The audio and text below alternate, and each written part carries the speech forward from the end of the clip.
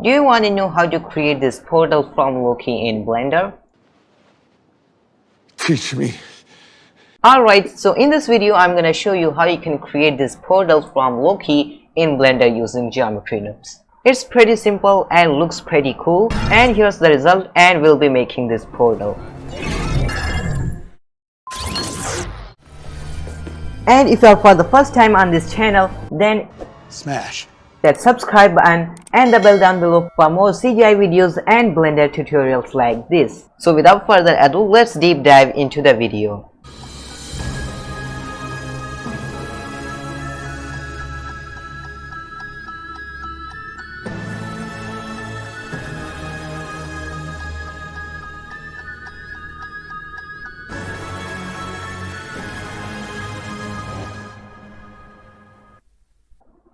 So the portal and these effects are made with geometry nodes, and the portal can close and open, and this character disappears after entering this portal.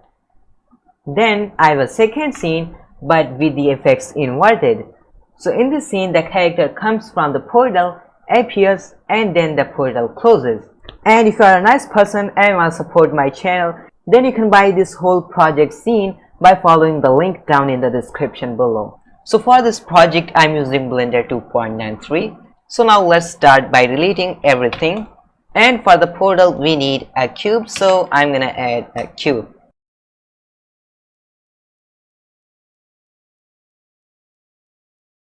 Oh, this is absurd.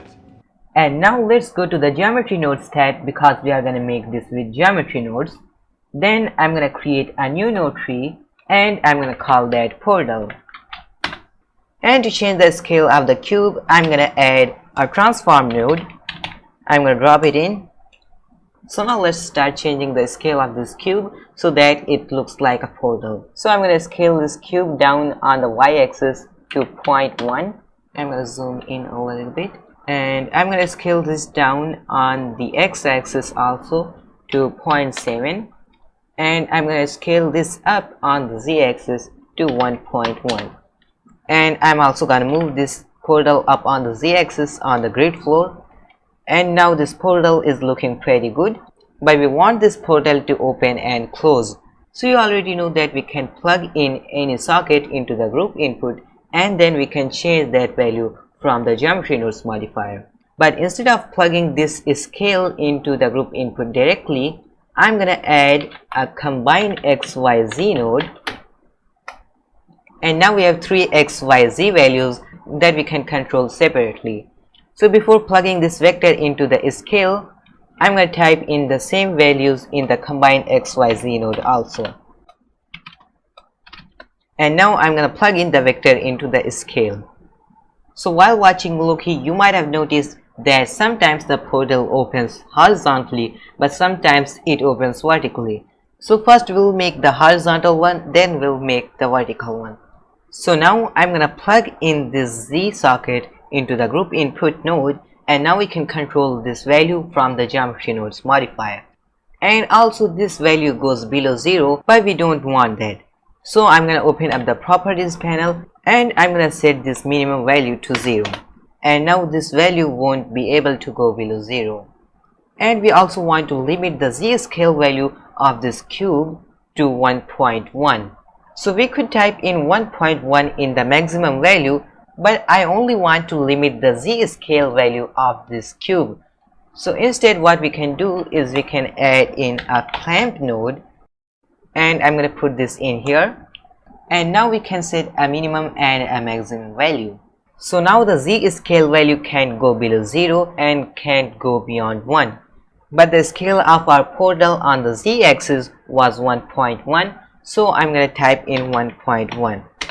And now if we change this Z value after reaching 1.1, it won't be scaled up. So that's good. And also let me give this an appropriate name. So I'm going to rename this to maybe portal transition. Oops.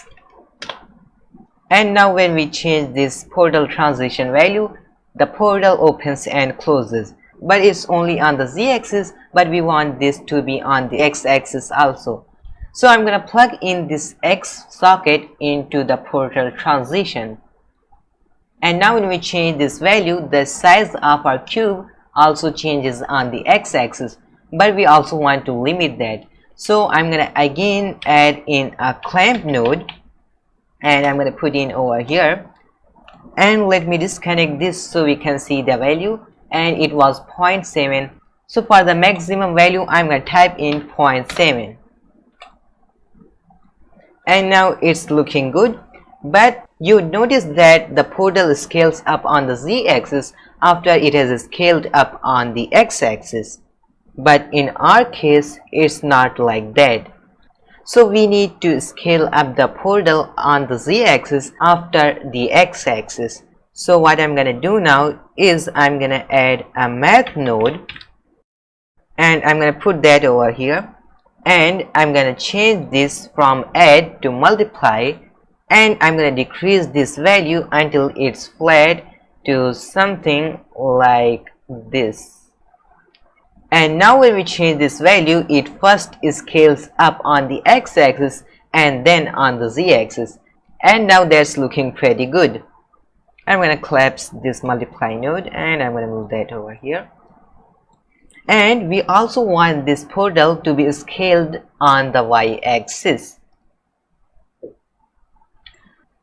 So I'm going to plug this into the Y socket also, and again we need to clamp this, so I'm going to add in a clamp node, and I'm going to put that over here, and let me disconnect that so I can see the value, and it's 0.1. So for the maximum value, I'm going to type in 0.1, and now when we change this value, our portal opens and closes on all the three axes, and it's now looking pretty good. But our portal fully opens at a value of 22. But I want this portal to fully open on a value of 1 and fully close on a value of 0. So what I'm going to do is first I'm going to reroute these. Then I'm going to add a math node, and I'm going to set that to multiply.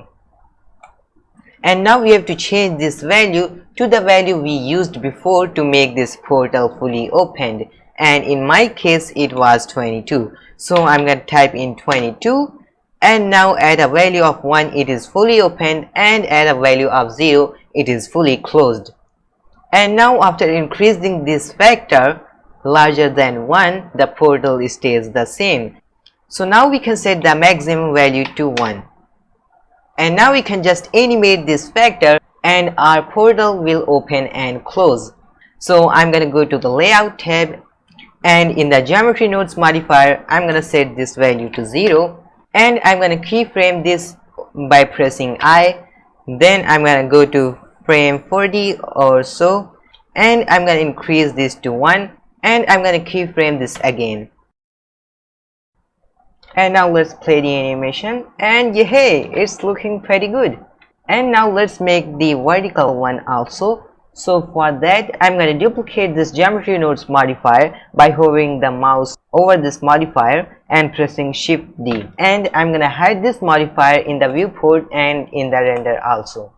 And I'm going to make a duplicate of this node tree also by hitting this button, because if we made any changes in this modifier, the changes won't happen in this node tree.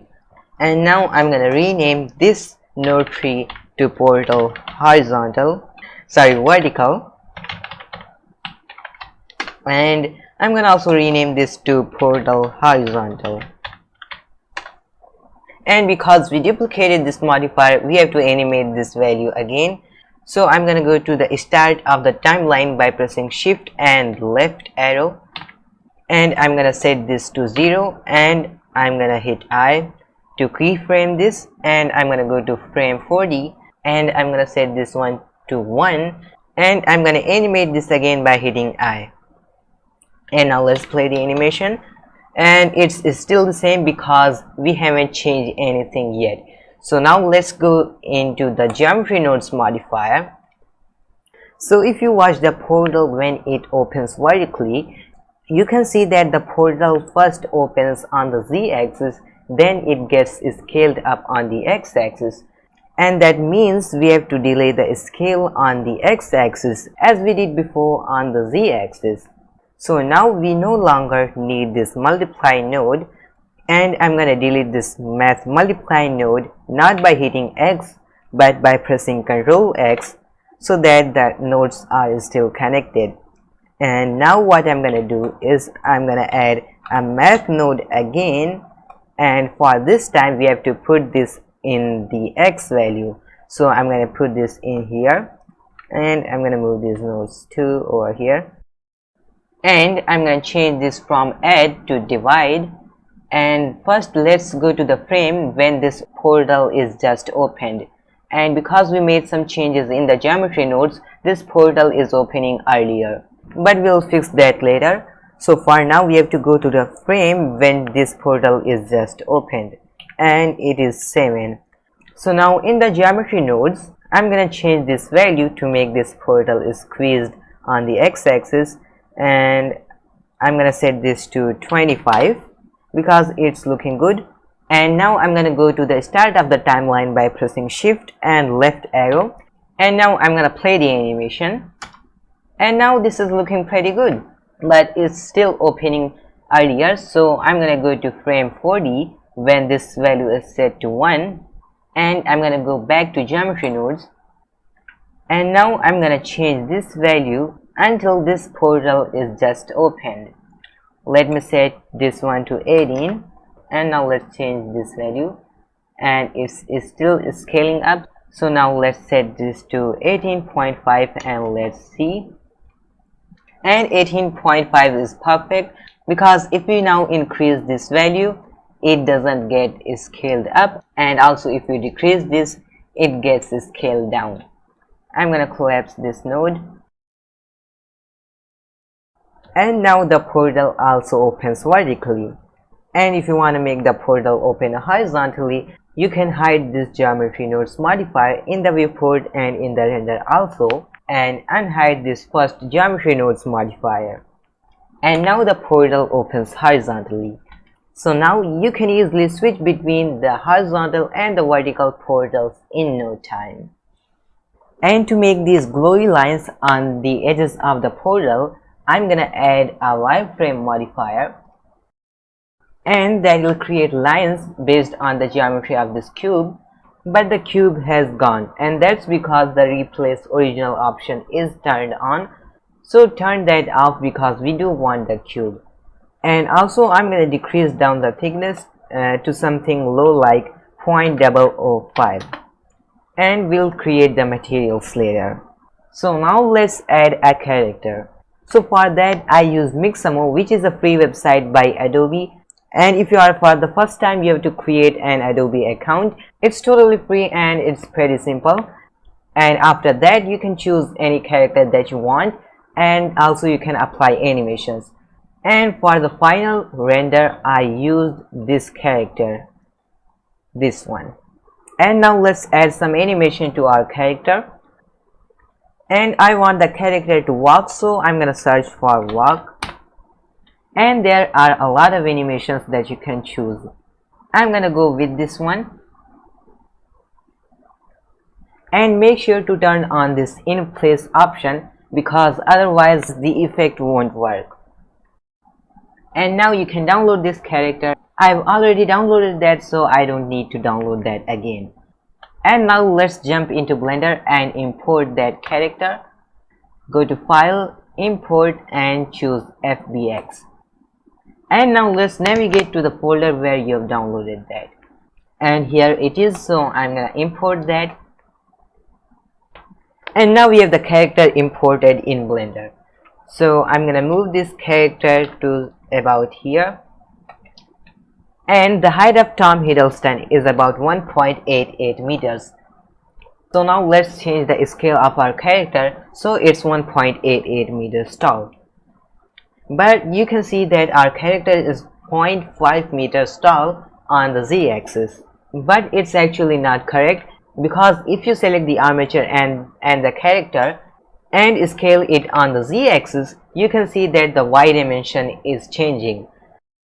So to fix that, select the character and apply the rotation, and also select the armature and apply the rotation. And now let's shift select the character and scale the character so that it's roughly about 1.88 meters tall. And now let's play the animation. And you can see that our character walks for a very little time and then she stops walking. So I'm going to duplicate these keyframes and I'm going to move these at the end, and then I'm going to press Shift R a few times to repeat the action. And now if you play the animation, our character walks for a longer period of time. And I'm going to go to pose mode by pressing Ctrl Tab, and I'm going to deselect all of these bones so we don't see those keyframes because we don't need to change them. So I'm going to go out of pose mode by pressing Ctrl Tab, and I'm going to go to the start of the timeline, and I'm going to keyframe the location by pressing I, and I'm going to go to the frame where the character stops walking, about something about here at frame 141, and I'm going to move the character forward on the y-axis to about here, and then I'm going to keyframe the location again. And now let's play the animation and see how it looks, and it's looking pretty good. And now what we want is we want this character to appear after she has passed through this portal, and what we'll actually do is we'll get the distance from this character and this portal, and we'll use that distance data to change the scale of our character. So before the character passes through this portal, she'll have a scale value of 0, and after she passes this portal, she'll have a scale value of 1. And that'll look like the character has come from the portal. And now let's go to the Geometry Nodes tab and select the character and create a new node tree. You can rename it to whatever you want. I'm gonna rename that to Traveler's Visibility. And I'm gonna go to the start of the timeline by pressing Shift and left arrow. And now let's add a transform node. And now we can change the scale of this character. And now I'm going to drag and drop this cube into the Geometry Nodes editor and change this from original to relative. And now we'll use the location to control the scale of this character. And now let's play the animation, and it has gone crazy because the scale isn't clamped. So I'm going to add a clamp node. And now the scale of our character will have a minimum value of 0 and a maximum value of 1. And now let's see what happens. And now let's play the animation and see what happens. So our character scales down to 0 after entering this portal, but we want the opposite of this. So we can do that pretty easily by adding a color ramp. So I'm going to search for color ramp, and I'm going to add that here. And we can now flip the color ramp. So now our character has a scale of 0, but after entering this portal the scale changes to 1. And there are a few problems that we need to fix. And the first you would have noticed is that the character's scale changes a little late after entering this portal. But that will be fixed later. So the first problem we are gonna fix is that when we move this character, the scale of this character gradually changes. But we want the scale of the character to change at once, so that it's more like an appearing and a disappearing effect. So to fix that, first I'm going to select the character from the outliner because we can't see that. Then in the color ramp, we can change the interpolation mode from linear to constant. So now when we move this armature, the scale of our character changes at once, and it looks like the character is appearing and disappearing, but actually what's happening is that the scale of our character is 0 and then it changes to 1. So the second problem we need to fix is that we want the scale of this character to only change when she moves on the y-axis and not on any other axis. But if we move the character on any other axis, say x, the scale of our character does change, but we don't want that. So to fix that, I'm gonna select the character. So the location contains 3 axes, which are X, Y and Z. So to fix that, what we need is only the Y axis. So we can add a separate XYZ node, and I'm going to plug in the location into the vector, and now we can just use the Y axis. And even though it's the Y axis, I don't know why it doesn't work. So you have to try which axis works for you. So now let's try the X axis, and it doesn't work either. So that means it's the Z axis. So now let's try that. And ta-da! Our character comes from the portal. So another thing we need to do is, you can see when somebody enters the portal, before they enter the portal you can see them, and also they are blurry, but we'll add the blur effect later. So what we need to do is, we need to make this character appear a little before entering this portal. So maybe at this point. So what we can do is, we can add a math node, and this has to go before the clamp node. So I'm going to make some space here. And now we need to change this value until this character just appears. So now let's change this value, and the positive value doesn't work, so we have to go in negative. And now the character appears, so we need to stop at this point. And now let's play the animation. And now the character appears a little before entering this portal, and that's good, and we'll also add the blur effect later. So now we have made the character entering the portal, but we also need to make the exiting effect. So I'm gonna duplicate this geometry nodes modifier as we did before by pressing Shift D, and I'm gonna hide this modifier, and I'm gonna duplicate this node tree, and I'm gonna duplicate this node tree by pressing this button so that it doesn't affect the first node tree, and I'm gonna call this one inverted. Inverted. So to invert this effect, we need to flip the color ramp. So I'm gonna flip the color ramp, and now let's play the animation. And the character disappears a little before entering this portal, but this time we need to make the character disappear a little after entering this portal. So to do that, we just need to make this negative value a positive value, and now the character will disappear a little after entering this portal. Bada bing bada boom. And for the portal, I'm gonna use the vertical opening, so I'm gonna hide this modifier, and I'm gonna use this modifier. And now the portal will open vertically. So now let's also animate the closing of this portal. So I'm gonna go to the layout tab, and now I'm gonna go to the frame when this character disappears. So maybe at frame 82 we are gonna animate the closing of this portal. So to animate the closing of this portal, we just need to duplicate these keyframes, and we need to invert them. So I'm gonna press S followed by -1, and now let's move this frame at 82. And now when we play the animation, the character walks through the portal, disappears, and then the portal closes.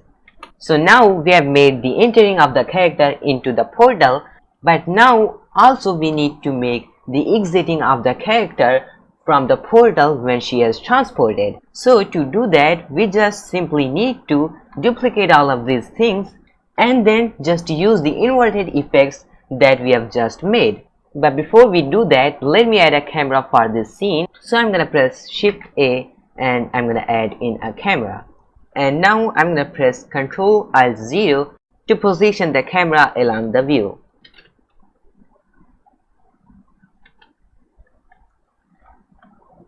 And now before duplicating all of these things, let me add an empty, and I'm gonna add a sphere. And now select the armature, the cube, and then the empty last, and then press Ctrl P, and then parent these to the empty. And why have I parented these to the empty? And that's because even though these are animated, we can move these wherever we want and these will follow the empty. And now I'm going to rename the empty to portal entering. And now let's select all of these objects and press Shift D to duplicate them, and I'm going to move these to about here. And I'm going to rename this empty to portal exiting.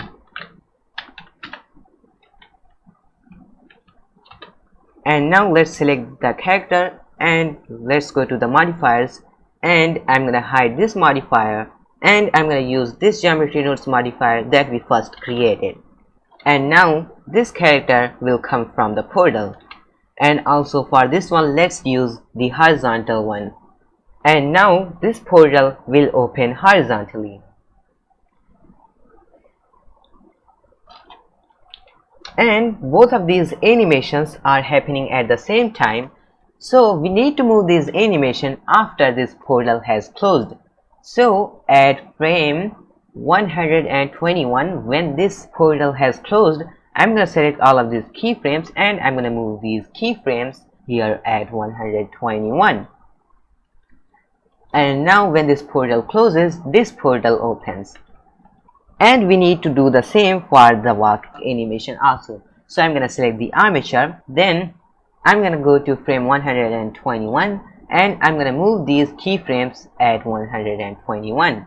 And also we need to extend the timeline, so I'm going to extend the timeline to 265. And we only have moved the location keyframes, so we need to also move the walking keyframes also. So first I'm going to deselect all of these keyframes, then I'm going to press Ctrl Tab to go to pose mode, then I'm going to select all of these bones and make sure that no keyframes are selected. So I'm going to deselect all of these keyframes, then I'm going to deselect all of these bones by pressing Alt A, then I'm going to select these location keyframes, then I'm going to select all of the bones again, and then I'm going to press Ctrl I, and now we only have these walking keyframes selected. And now we can move these keyframes here. And now we can go out of pose mode, and now let's play the animation. So this character walks into the portal closes and the character disappears, and then this portal opens and this character comes from the portal.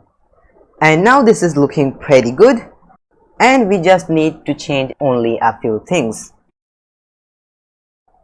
So one thing we need to fix now is, even if I move this portal, say here, then I play the animation, this character will appear at the same place. And that's because both of these characters are using the same portal that we first created to get the location in the geometry nodes. So before duplicating this geometry nodes tree and then using this portal for the location, what I'm going to do is I'm going to select this character that we first created, then in the geometry nodes editor I'm going to move this group input here, then I'm going to plug this object input socket into the group input node, and now we can choose the object from the geometry nodes modifier, and we don't need to go into the nodes to change that. And also I'm going to rename this input to portal object, and I'm going to do the same for this geometry nodes also. So I'm going to move this here, and I'm going to plug in the object into the group input node, and I'm going to rename that to portal object. And also let me rename this to portal,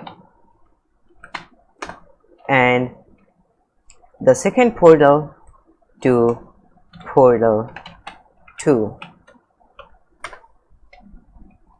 And now I'm going to select the second character, and I'm going to duplicate this node tree so that it doesn't affect the original one. Then I'm going to select portal 2, and now this should work.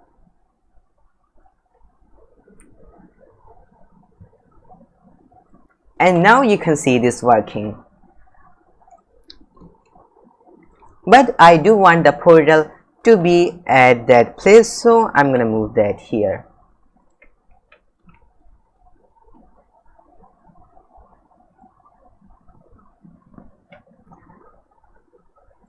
And now everything is looking pretty good. So for this shot also, I'm gonna add a camera. Then to make this camera the active camera, I'm gonna press Ctrl 0. Then I'm gonna go here, something like here. Then I'm gonna press Ctrl Alt 0 to position the camera to the view.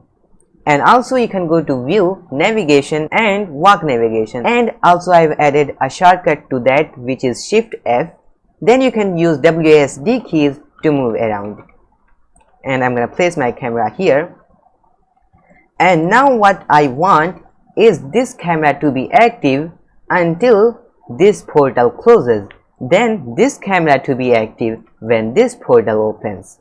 So in the timeline we can add a marker by pressing M, and then we can press Ctrl B to bind this camera to the marker. And now this camera is active, and now I'm gonna go to frame 121, and I'm gonna select this camera and I'm gonna add a marker. Then I'm gonna press Ctrl B to bind this camera to the marker. And now from frame 1 to 120, this camera will be active, and then at frame 121 this camera will be active. So now I'm going to turn off the overlays, then I'm going to press 0, and now let's play the animation. And now everything is done except the materials, and it's looking pretty good.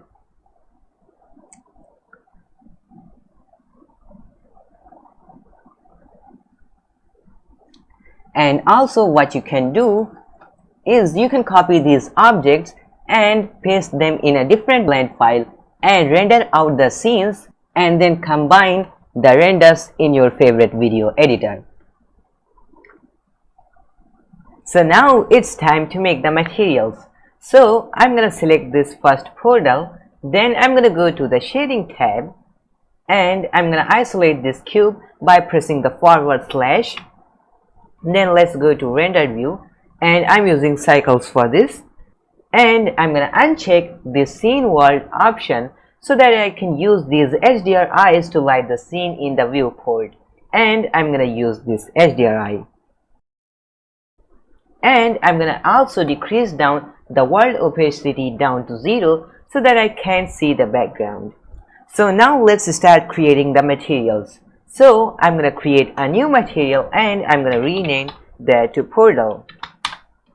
And now let's make this a glass material. So to make this a glass, turn on the transmission up to 1 so that the rays are passing through this portal, and also decrease down the roughness down to 0.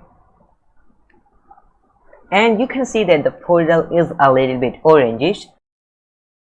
So I'm gonna change the color, and I've tried a few colors and this color works for me. So I've copied and pasted the hex code, and you can also use this hex code if you want the same color that I'm using. So you can just type the hex code, or you can copy the hex code from the description down below. And now this is looking orangish, and you can also see those imperfections and those scratches on the portal. So to add that, I'm gonna add an image texture, and I'm gonna open up an image texture, and I'm gonna find that image texture. And as always, you can find the links to the textures down in the description. So I'm gonna open up this image texture, which looks black but it's not totally black. Then I'm gonna open that, and if you have enabled the Node Wrangler add-on, then you can preview any node by holding Ctrl Shift and left clicking on that. And now you can see the image texture, and I'm gonna change the color space from sRGB to non-color data because this is a black and white texture, and we'll use this to drive the roughness of this material.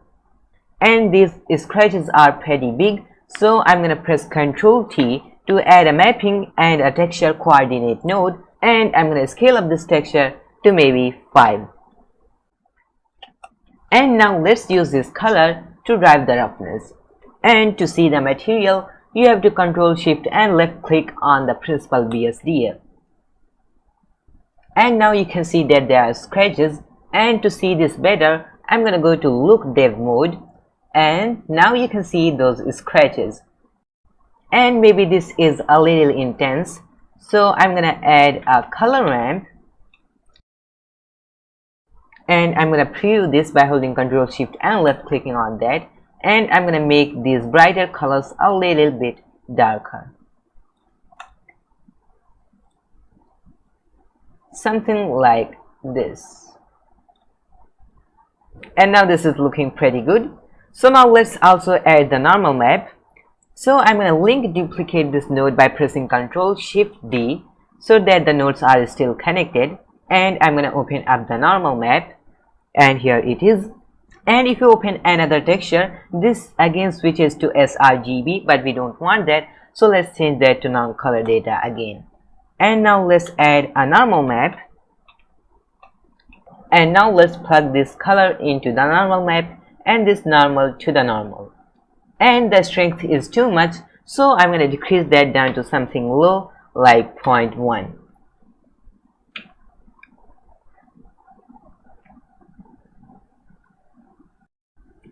And now this is looking pretty good.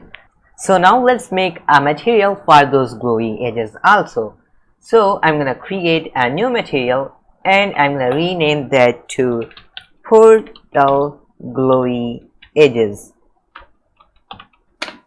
So now how do we assign this material to these wireframe edges? And it's actually pretty simple. You just have to go to the modifiers, and in the wireframe modifier we have to just offset the material. And now these edges will have this second material. And now let's make these edges glow. So to make this material glow, we have to change the emission color other than black, because light can be black. So I'm gonna set this to white color. And now these edges will start to glow in white color.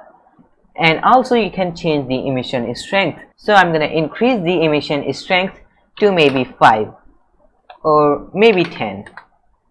And you can see that these edges also glow in orange yellowish color. So I'm gonna change the color of this also. But I don't want to change the color of this and this separately. So what I'm gonna do is I'm gonna add an RGB node. And I'm gonna plug this color output into the base color and also in the emission color. And now we can change this color. So for this also, I've copied the hex color and I'm gonna paste that in. And now this is looking pretty good. And in the render properties, in the color management, I'm gonna change the look from none to high contrast. And now the colors look more punchy. And now the material is done, and this is looking pretty good. And if you want to, you can change the colors as you like. And now I'm gonna unisolate this portal by pressing the forward slash again. And now let's assign this material to that second portal also. I'm gonna go to the layout tab. I'm gonna select this portal. Then I'm gonna shift select this portal, and I'm gonna press Ctrl L, and I'm gonna link the materials. And now let's go to this frame and let's go to render view. And I'm gonna uncheck scene world. And now let's go to the modifiers, and in the wireframe modifier, let's offset the material so that these edges have this second material assigned. And now the materials are done. So now let's make that appearing and disappearing effect. So I'm gonna go to this frame when this character just passes through this portal. Add this frame. Then I'm gonna go to the shading tab, and I'm gonna select this character, and both the characters are using the same material, but I'm gonna duplicate this node tree so that it doesn't affect the material of that second character. And now I'm gonna keyframe this alpha value by hovering the mouse over that and pressing I. Then I'm gonna go to frame when this character just vanishes. at this frame. So now at this frame, I'm gonna set the alpha down to 0, and now our character is fully transparent, and now I'm gonna keyframe this again. But you can see that there are some black colors. So to fix that, we have to just increase the number of light rays for the transparency. So I'm gonna increase that to 16. And now our character will gradually become transparent. And now I'm gonna do the same for that character also. So I'm gonna go to the layout tab, and I'm gonna go to frame when this character just appears. So at frame 168, I'm gonna select the character, then I'm gonna go to the shading tab again, and for this we have to set the alpha down to 0, then we have to keyframe this, then I'm gonna go to frame when this character just enters this portal. So at this frame, I'm gonna increase the alpha to 1, and then I'm gonna animate this again by pressing I. And this time our character will gradually appear. And that's everything it, guys. I hope you find this video interesting. If you like this video, please give it a thumbs up, and if you guys make something cool, then tag me on Instagram or Twitter. And if you have any questions or thoughts about this, then feel free to comment down below, and don't forget to hit that subscribe button for more videos and tutorials like this. I'll be back.